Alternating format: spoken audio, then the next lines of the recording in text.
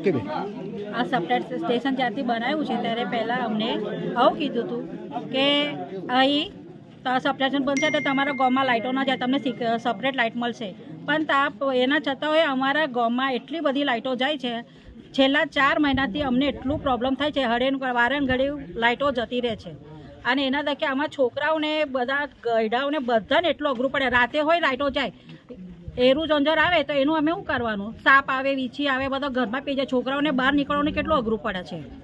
અને ઉપરથી સવારે લાઇટ જતી તો છોકરાઓને અમે ટિફિન વગેરે કેવી રીતે બનાવી આપવાનું? અમારા પહેલાં ઉઠે તો અમારા પહેલાં તો લાઇટ જ જતી રહે, તો છોકરા શું લઈ જાય ખાવા? અધિકારી શું કહે છે? અધિકારીને અમે લોકો ગયા હતા, આ લોકો બધા, તો અધિકારીએ શું કીધું હતું કે અમે અઠવાડિયામાં તમારું બધું કરી આલીશું, અમે આવીને બધું. પણ અઠવાડિયું થઈ ગયું, 15 દાડા થઈ ગયું, મહિનો થઈ ગયો, પણ હજી એ લોકો કશું કાર્યવાહી કરી નહીં.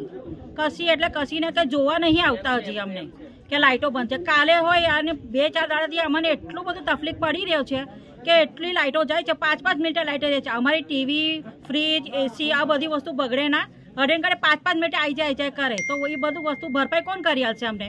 જીબી વાળા કરી આલશે અમને બધું? આમાં ઘરનું કેટલું બધું સામાન હોય, કેટલું મિક્સર વગેરે બધું કેટલું ઉડી ગયું છે, એ કોણ કરી આલશે? જો તમે અમને YouTube પર જોઈ રહ્યા હોય તો સબસ્ક્રાઇબ કરો અને બેલ આઇકોન જરૂરથી દબાવો, જેથી દરેક વિડીયોની નોટિફિકેશન તમને મળતી રહેશે. આ સાથે સમાચારના સતત અપડેટ માટે સોશિયલ મીડિયામાં અમારા ફેસબુક, ઇન્સ્ટાગ્રામ, એક્સ અને ડેલી હન્ટ પેજને ફોલો કરો અને અમારી સાથે જોડાઓ.